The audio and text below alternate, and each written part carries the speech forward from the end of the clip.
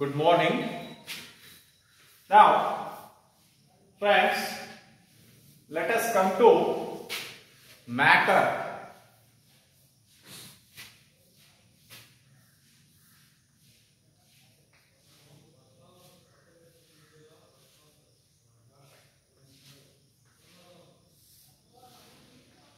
Let us come to matter.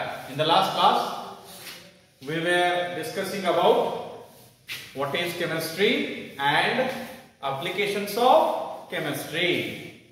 In that, we have seen use of chemistry in agriculture, in health, in industries, and in checking the pollution. How to prevent environmental pollution. Is it right? Now, let us come to matter. What is matter? ಕನ್ನಡದಾಗ ಏನಂತ ಹೇಳ್ತೀವಿ? ಧಾತು, ವಸ್ತು. ಆಯ್ತಾ? See, what is matter? Means matter can be anything. ಏನಾದರೂ ಆಗಿರಬಹುದು. Matter can be anything which occupies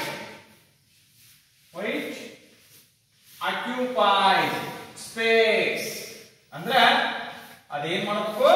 ಸ್ಥಳವನ್ನ ಆಕ್ರಮಣ ಮಾಡಬೇಕು. ತಿಳಿತಾ? and has mass.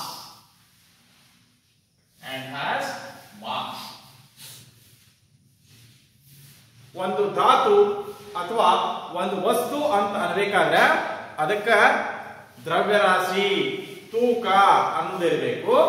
ಮತ್ತ ಅದೇನ್ ಮಾಡಬೇಕು? ಸ್ಥಳವನ್ನ ಆಕ್ರಮಣ ಮಾಡಬೇಕು. ಇಲ್ಲಿ ನೋಡ್ರಿ, ಈಗ ನನ್ನ ಕೈ ಕಡೆ ನೋಡಿ, ಇಲ್ಲೇ ಏನಪ್ಪಾ ಅಂತಂದ್ರ ಅಟ್ಮಾಸ್ಫಿಯರ್ ಒಳಗಿನ ಏರ್ ಐತಿ. ಇದು ಚಾಕ್ಪೀಸ್. ಈಗ ಇಲ್ಲಿ ತಂದು ಇಟ್ನಿ ಅಂತಂದ್ರ ಸೊ ಏನ್ ಮಾಡ್ತೈತಿ, ಅಲ್ಲಿ ಇರ್ತಕ್ಕಂತಹ ಗಾಳಿಯನ್ನ ಸರಿಸ್ಕರಿಂದ ಈ ಚಾಕ್ಪೀಸ್ ಏನ್ ಮಾಡ್ತಾವ, ನನ್ನ ಕೈ ಮೇಲೆ ಸ್ಥಳವನ್ನ ಆಕ್ರಮಣ ಮಾಡ್ತೀವಿ. ಆಮೇಲೆ ಇದಕ್ಕೆ ದ್ರವ್ಯರಾಶಿ ಅನ್ನೋದು ಐತಲ್ರಿ, ತೂಕ ಐತಿ ಇದಕ್ಕೆ. ಸೊ ಇದು ಒಂದು ವಸ್ತು. ಅದೇ ರೀತಿಯಾಗಿ ಈಗ ಒಂದು ಡಸ್ಟರ್ ನೋಡಿ, ಇದು ಕೂಡ ಏನಪ್ಪಾ ಅಂತಂದ್ರೆ ಇದು ಸ್ಥಳವನ್ನ ಆಕ್ರಮಣ ಮಾಡಿತು. ಮತ್ತೆ ಇದಕ್ಕೆ ತನ್ನದೇ ಆದಂತಹ ದ್ರವ್ಯರಾಶಿ ಅನ್ನೋದೈತಿ. ಗಾಳಿ ಎಲ್ಲಿ ಜಾಗ ಸಿಗ್ತೈತಿ ಅಲ್ಲಿ ಸ್ಥಳವನ್ನ ಆಕ್ರಮಣ ಮಾಡ್ತೈತಿ. ಮತ್ತೆ ಅದಕ್ಕೆ ಅದರದೇ ಆದಂತಹ ದ್ರವ್ಯರಾಶಿ ಅನ್ನೋದು ಐತಿ. ಆಯ್ತಾ? So therefore matter can be anything. Matter can be anything which occupies space and has mass. Is it right? Now let us come to classification of matter. ಈ ಧಾತುಗಳ ವಿಂಗಡಣೆಯನ್ನ, ವರ್ಗೀಕರಣವನ್ನ ಯಾವ ರೀತಿಯಾಗಿ ಮಾಡ್ತೀವಿ? Classification of matter.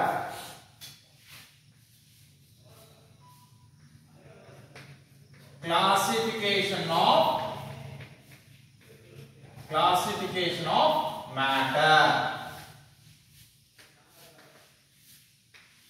Classification of matter. ಇಲ್ಲಿ ನಿಮ್ಗೆ example ಕೊಡ್ರಿ ಅಂತ ಕೇಳಿದ್ರಿ ಅಂತಂದ್ರೆ ನಿಮ್ಗೆ ಯಾವ್ದು ಬೇಕಾದ ಎಕ್ಸಾಂಪಲ್ ಬರೀಬಹುದು. ಚಾಕ್ಪೀಸ್ ಬರೀರಿ, ಹೌದಾ? ನಿಮ್ಗೆ ಗೊತ್ತಿರತಕ್ಕಂತ ಏರ್ ಬರೀರಿ, ವಾಟರ್ ಬರೀರಿ, what ever it may be. ಅದೆಲ್ಲ ಏನಪ್ಪಾ ಅಂತಂದ್ರೆ ಮ್ಯಾಟ್ರಿಗೆ ಏನಾಗ್ತೈತಿ, ನಿಮಗೇನ್ ಕಣ್ಣಿಗೆ ಕಾಣಿಸಲ್ಲ, ಯಾವ್ದು ಸ್ಥಳವನ್ನ ಆಕ್ರಮಣ ಮಾಡಿಕೊಂಡೈತಿ, ಯಾವ್ದಕ್ಕೆ ದ್ರವ್ಯರಾಶಿ ಅನ್ನೋದೈತಿ, ಅದು ಯಾವ್ದಾದ್ರೂ ಇರ್ಲಿ, ಅದನ್ನ ನೀವು ಎಕ್ಸಾಂಪಲ್ ಅಂತ ಹೇಳಿ ಕನ್ಸಿಡರ್ ಮಾಡಬಹುದು. ಆಯ್ತಾ?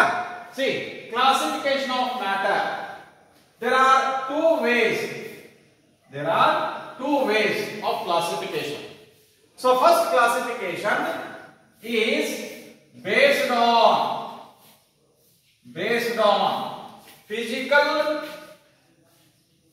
physical state of matter. Based on physical state of matter. Then second one is based on based on chemical composition. So ಒಂದನೇದಕ್ಕ ಏನಂತ ಕರಿಬಹುದ್ರಿ? Physical classification of matter. ಎರಡನೇದು ಕೆಮಿಕಲ್ ಕ್ಲಾಸಿಫಿಕೇಶನ್ ಆಫ್ ಮ್ಯಾಟರ್. ಭೌತಿಕ ವಿಂಗಡಣೆ ಮತ್ತು ರಾಸಾಯನಿಕ ವಿಂಗಡಣೆ. ಯಾವುದೇ ಒಂದು ಧಾತುವಿನ ಭೌತಿಕವಾಗಿ ನಾವು ಯಾವ ರೀತಿಯಾಗಿ ವಿಂಗಡಣೆ ಮಾಡ್ತೀವಿ ಮತ್ತು ರಾಸಾಯನಿಕವಾಗಿ ಯಾವ ರೀತಿಯಾಗಿ ವಿಂಗಡಣೆ ಮಾಡ್ತೀವಿ. First let us see physical classification of matter. Let me come to physical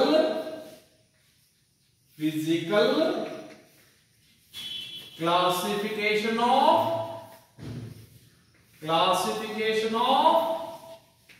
matter. Physical classification of matter.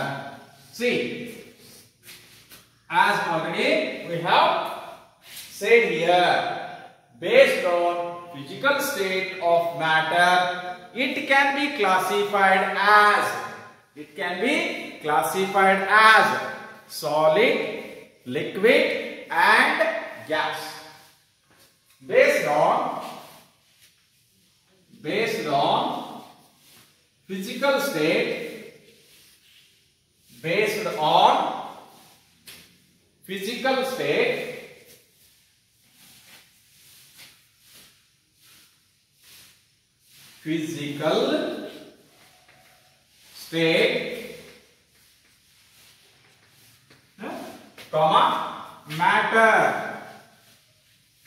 matter can be classified as solid, liquid and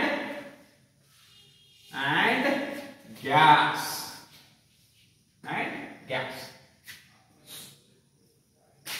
ಭೌತಿಕ ಸ್ಥಿತಿಗೆ ಅನುಗುಣವಾಗಿ ನಾವು ಏನ್ ಮಾಡ್ತೀವಪ್ಪ ಅಂತಂದ್ರೆ ಒಂದು ವಸ್ತುವನ್ನ ಅಥವಾ ಒಂದು ಧಾತುವನ್ನ ಘನ ವಸ್ತು, ದ್ರವ ವಸ್ತು ಮತ್ತು ಅನಿಲ ರೂಪದಲ್ಲಿರ್ತಕ್ಕಂತಹ ವಸ್ತು ಅಂತ ಹೇಳಿಕರಿಂದ ಕ್ಲಾಸಿಫಿಕೇಶನ್ ಮಾಡ್ತೀವಿ. C first one A solid ಅಂದ್ರೆ ಏನು? ಸಿ ಸಾಲಿಡ್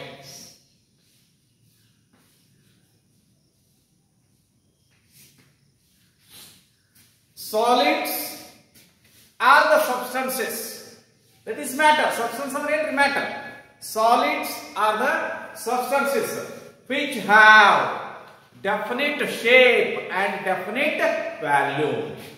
ಯಾವ ವಸ್ತುವಿಗೆ, ಯಾವ ಧಾತುವಿಗೆ ತನ್ನದೇ ಆದಂತಹ ಆಕಾರ, ಶೇಪ್. ನೋಡಿ, ಇದನ್ನ ಸಿಲಿಂಡ್ರಿಕಲ್ ಶೇಪ್ ಅಂತ ಹೇಳ್ಬೋದು, ಇದನ್ನ ರೆಕ್ಟಾಂಗ್ಯುಲರ್ ಶೇಪ್ ಅಂತ ಹೇಳ್ಬೋದು. ಹೌದಾ? ಸಿ, ಯಾವ ವಸ್ತುವಿಗೆ, ಯಾವ ಧಾತುವಿಗೆ ತನ್ನದೇ ಆದಂತ ಆಕಾರ ಮತ್ತು ತನ್ನದೇ ಆದಂತ ಗಾತ್ರ, ಇದರ ಗಾತ್ರವನ್ನು ನಾವು ಮೆಜರ್ಮೆಂಟ್ ಮಾಡಬಹುದು. ತಿಳಿತಾ? ಸಿ, ಅದಕ್ಕೆ ಏನಂತ ಹೇಳ್ತೀವಪ್ಪ ಅಂತಂದ್ರ ಘನ ವಸ್ತು ಅಂತ ಹೇಳಿ ಕರಿತೀವಿ. These have solids. These have definite shape and definite value. Solids have definite shape and definite value. Beta, examples for this. Examples: duster,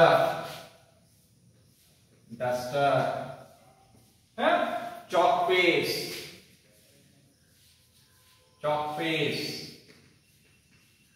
beta, sugar crystals,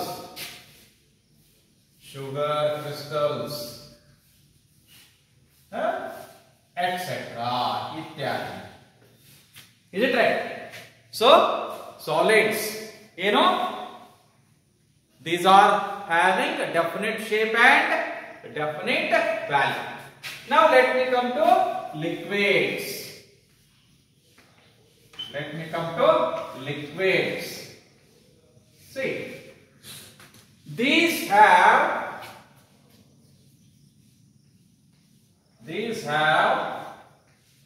definite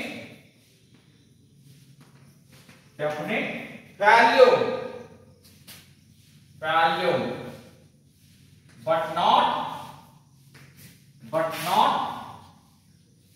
the shape. ದ್ರವ ರೂಪಕ್ಕೆ ನೋಡ್ರಿ, ಸಿ ಅದಕ್ಕೆ ಗಾತ್ರ ಅನ್ನೋದೈತಿ, ಆದ್ರೆ ಆಕಾರ ಅನ್ನೋದಿಲ್ಲ. ಸರ್ ಹೆಂಗ್ರಿ? ನೀರ್ ದ್ರವ ರೂಪದ ವಸ್ತು ಇಲ್ಲ. ಗ್ಲಾಸ್ನಾಗ ಹಾಕಿಟ್ರಿ ಅಂದ್ರೆ ಗ್ಲಾಸದ ಆಕಾರ ಬರ್ತೈತಿ, ಹೌದಾ? ಮಗ್ನಾಗ ಹಾಕಿಟ್ರಿ ಅಂದ್ರ ಮಗ್ಗದ ಆಕಾರ ಬರ್ತೈತಿ. ಒಂದು ಕೊಡದೊಳಗೆ ಹಾಕಿಟ್ರಿಪ್ಪ ಅಂತಂದ್ರ ಕೊಡದ ಆಕಾರ ಬರ್ತೈತಿ. ಬಕೆಟ್ನಾಗ ಹಾಕಿಟ್ರಿ ಅಂದ್ರ ಬಕೆಟ್ದ ಆಕಾರ ಬರ್ತೈತಿ. ತಿಳಿತಾ? ಅದಕ್ಕ ತನ್ನದೇ ಆದಂತ ಆಕಾರ ಇಲ್ಲ, ಆದ್ರೆ ಅದಕ್ಕೆ ತನ್ನದೇ ಆದಂತ ಗಾತ್ರ ಐತಿ. ಹಾಲು ಅದು ದ್ರವರೂಪ ಹೌದ್ರಿ. ಬೋಗಾಣಿ ಒಳಗೆ ಹಾಕಿಟ್ರಿ ಅಂದ್ರೆ ಬೋಗಾಣಿ ನೀರು ಬರ್ತೈತಿ. ಗ್ಲಾಸ್ನಾಗ ಹಾಕಿ ಇಟ್ರಿ ಅಂದ್ರೆ ಗ್ಲಾಸದ ರೂಪ ಬರ್ತೈತಿ. ಅದ್ರ ಅಳತಿ ಮಾಡ್ಬೇಕಾದ್ರೆ 1 ಲೀಟರ್ ಹಾಲ, 2 ಲೀಟರ್ ಹಾಲ, 5 ಲೀಟರ್ ಹಾಲ ಅಂತ ಹೇಳಿ ಅದರ ಗಾತ್ರವನ್ನ ನಾವು ಕರಾರುವಕ್ಕಾಗಿ ಮೇಜರ್ಮೆಂಟ್ ಮಾಡಬಹುದು, ಹೇಳಬಹುದು. ದ್ರವರೂಪದ ವಸ್ತುವಿಗೆ ಗಾತ್ರ ಇದೆ, ಆದರೆ ತನ್ನದೇ ಆದಂತಹ ಆಕಾರ ಇಲ್ಲ. ಅದಕ್ಕೆ ಏನಂತ ಹೇಳ್ತೀವಪ್ಪ ಅಂತಂದ್ರೆ ಆಕಾರ ಏನ್ ಬರ್ತೈತಿ? Liquid assumes the shape of container or vessel in which it is kept. ಯಾವ ಒಂದು ಪಾತ್ರೆ ಒಳಗ ಅದನ್ನ ಹಾಕಿಡ್ತೀವಿ ಅದರ ಆಕಾರ ಆ ಒಂದು ದ್ರವರೂಪದ ವಸ್ತುವಿಗೆ ಬರ್ತೈತಿ. ಹೌದಾ? C, liquid assumes the shape of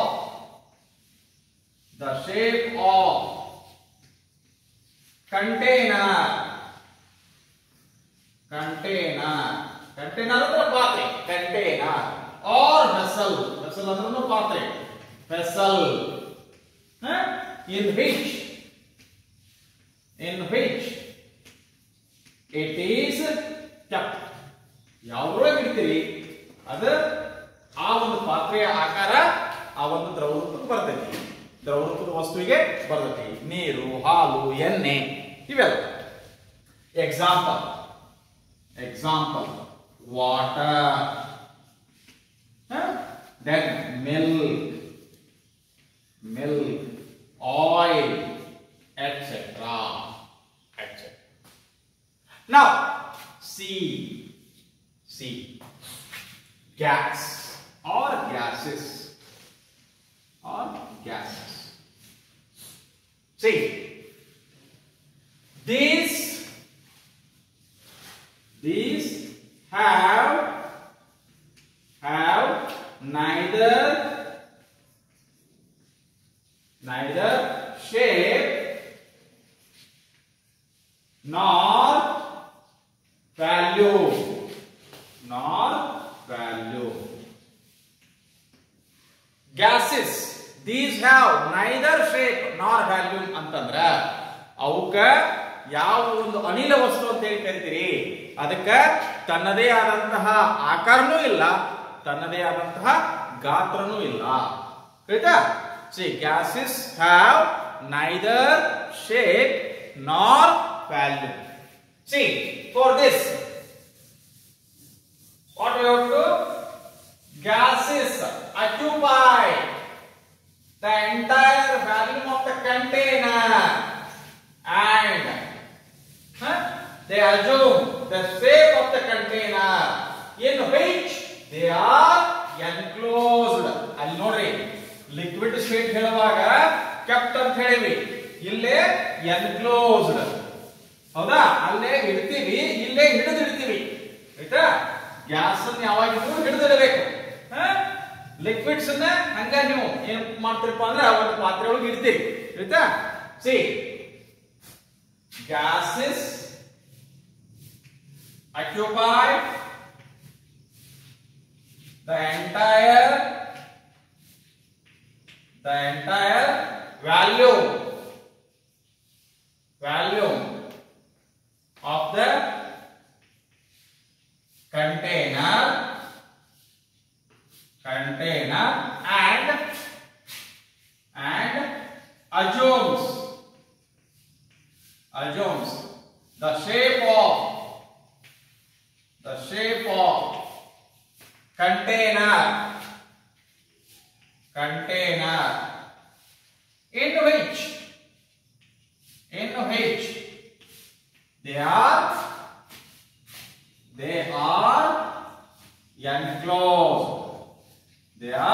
enclosed. Gases are enclosed in the container. ಹಿಡಿದಿಡಬೇಕು. ತಿಳಿತಾ? Example. Hydrogen gas, ಆಮೇಲೆ oxygen gas, ಆಮೇಲೆ air, etc. Is it clear? Let me once again repeat. Physical classification of matter is based on physical state of the matter. See, there are three physical states of matter: solid state, liquid state, gaseous state. ಯಾವಕ್ಕ solid state ಅಂತ ಐತಿ ಅವಕ್ಕ solids ಅಂತ ಹೇಳ್ತೀವಿ. ಯಾವ್ದಕ್ಕ liquid state ಅನ್ನೋದೈತಿ ಅವಕ್ಕ liquids ಅಂತ ಹೇಳ್ತೀವಿ. ಯಾವ್ದಕ್ಕ gaseous state ಅಂತ ಐತಿ ಅವಕ್ಕ ಗ್ಯಾಸಸ್ ಅಂತ ಹೇಳ್ತೀವಿ. ಸೊ ವಾಟ್ ಆರ್ ಸಾಲಿಡ್ಸ್ ಅಂತಂದ್ರ, solids have definite shape and definite value. ಆಮೇಲೆ liquids have definite value but not definite shape. Gases ಬಂದ್ರಪ್ಪ ಅಂದ್ರ gases have neither shape nor value. ರೈಟಾ? Now coming to these three states of matter are interconvertible and they are called by some processes. Now let us see interconversion of these three states of matter. Interconversion of these three states of matter.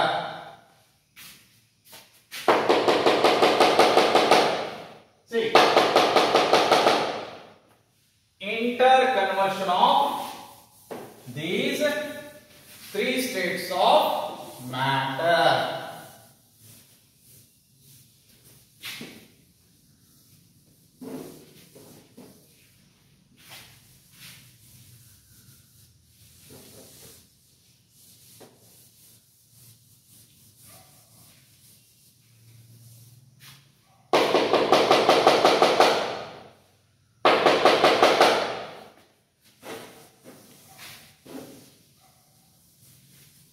Interconversion of these three states of matter.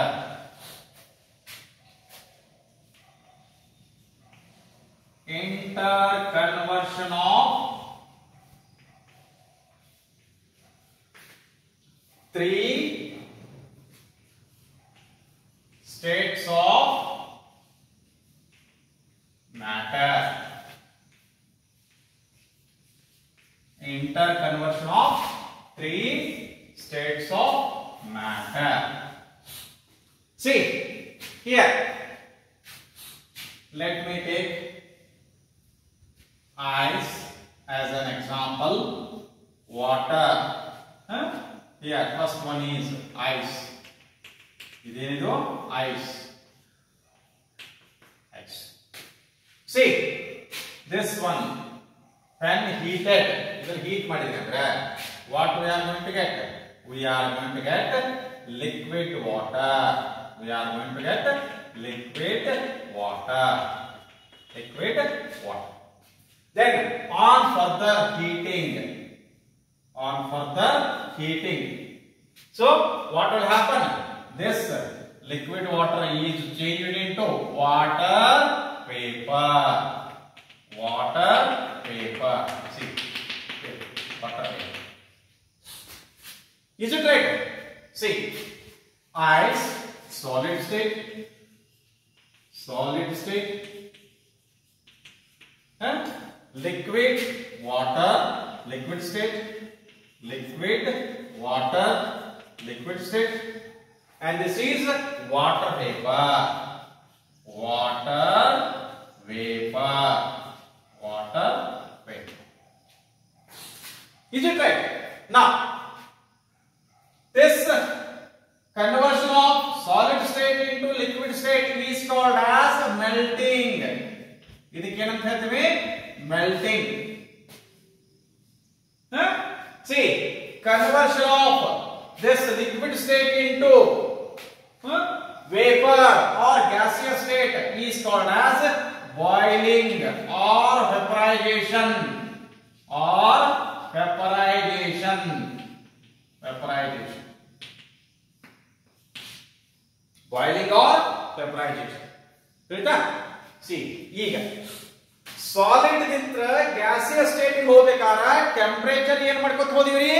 ಹೆಚ್ಚು ಮಾಡ್ತಾ ಹೋದಿವಿ. By increasing the temperature solid state is converted into liquid state and liquid state is further converted into gaseous state. Now let us come to reverse process. ಇದು water vapour ಅನ್ನ ಹೊರಗೆ ಹೋಗಕ್ ಬಿಡ್ಲಾರ್ದ close ಮಾಡಿದ್ರಿ ಅಂದ್ರೆ, ಆಮೇಲೆ ಕೂಲ್ ಮಾಡಿದ್ರಿ ಅಂದ್ರೆ, temperature ಕಡಿಮೆ ಮಾಡಿದ್ರಿ ಅಂತಂದ್ರ ಏನಾಗೈತಿ? It is condensed back to liquid state. So this is called as condensation. Condensation, or it is also called as liquefaction. Liquefaction. Condensation or liquefaction. Conversion of gaseous state into liquid state. Okay? Then conversion of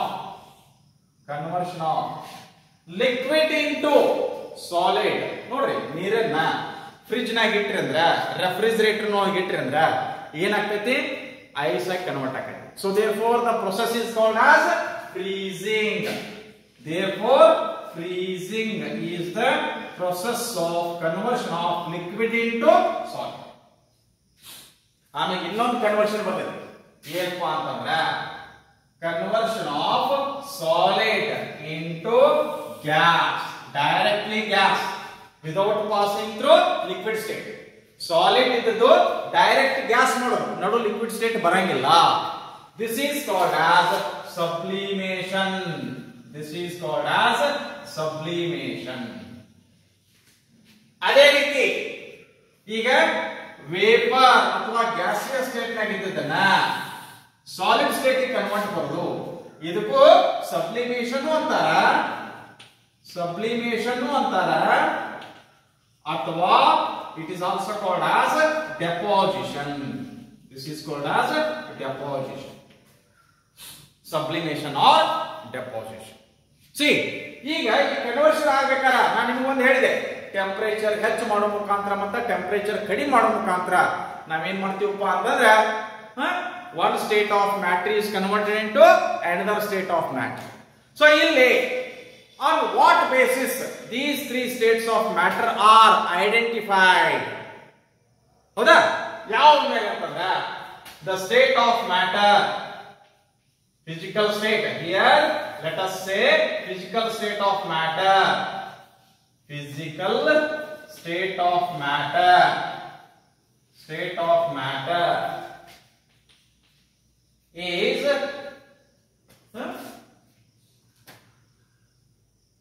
governed by two factors. ಯಾವ್ಯಾವು? ಒಂದು intermolecular forces of attractions. Intermolecular forces of attractions. ಇನ್ನೊಂದು ಯಾವ್ದಪ್ಪ ಅಂದ್ರೆ second one is thermal energy. Thermal energy. Physical state of matter ಎದರ ಮ್ಯಾಗ depend ಆಗೈತಿ ಅಂತಂದ್ರೆ that is depending upon two factors. One is intermolecular forces of attractions, another one is thermal energy. So ಈಗ ನೋಡಿ, ಈಗ let me draw. See like this one. ಹೌದಾ? ಇನ್ನೊಂದು let me take it like this one. ಹೌದಾ? ಈ ರೀತಿ let me take it like this. ಇಲ್ಲಿ thermal energy ಬರ್ತದೆ. ಥರ್ಮಲ್ ಎನರ್ಜಿ ಏನಾಗ್ತೈತಿ? ಹೆಚ್ಚಾಗ್ತಾ ಹೊಂಟೈತಿ. ಥರ್ಮಲ್ ಎನರ್ಜಿ ಹೆಚ್ಚಾಗ್ತಾ ಹೊಂಟೈತಿ. ಇಲ್ಲಿ intermolecular forces, intermolecular forces of attractions see ಎಲ್ಲಿ ಬಂದ್ರೆ ಅಂದ್ರೆ ಲೆಫ್ಟ್ ಹ್ಯಾಂಡ್ ಸೈಡ್ ಹೀಗೆ, ಮತ್ತೆ ಇಲ್ಲಿ ಲೆಫ್ಟ್ ಹ್ಯಾಂಡ್ ಸೈಡ್ ಇಲ್ಲಿ ಥರ್ಮಲ್ ಎನರ್ಜಿ ಕಡಿಮೆ ಐತಿ, ಇಲ್ಲಿ ಇಂಟರ್ಮಾಲಿಕ್ಯುಲರ್ ಫೋರ್ಸಸ್ ಆಫ್ ಅಟ್ರಾಕ್ಷನ್ಸ್ ಹೆಚ್ಚದವು. ಅಂದ್ರೆ ಏನಿದು? This is solid state. Thermal energy ಕಡಿಮೆ ಐತಿ, intermolecular forces of attractions are strong, ಶಕ್ತಿಯುತವಾಗಿದಾವ. ಹೌದಾ? ಇಲ್ಲಿ ಬಂದ್ರಪ್ಪ ಅಂದ್ರ ಇಲ್ಲಿ ಥರ್ಮಲ್ ಎನರ್ಜಿ ಹೆಚ್ಚೈತಿ, intermolecular forces of attractions are weak. ಹೌದಾ? ಅಷ್ಟು ಶಕ್ತಿಯುತವಾಗಿಲ್ಲ, ಅಶಕ್ತದ. ಇಲ್ಲಿ ಏನಂತ ಹೇಳ್ತೀವಿ?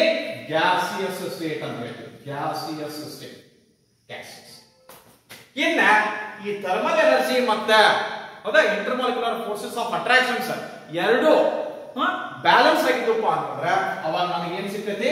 Liquid state. Which are the factors which decide? Name the two factors which decide physical state of matter antandre these are the two factors.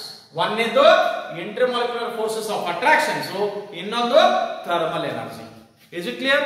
Thank you. In the next class we will discuss chemical classification of matter.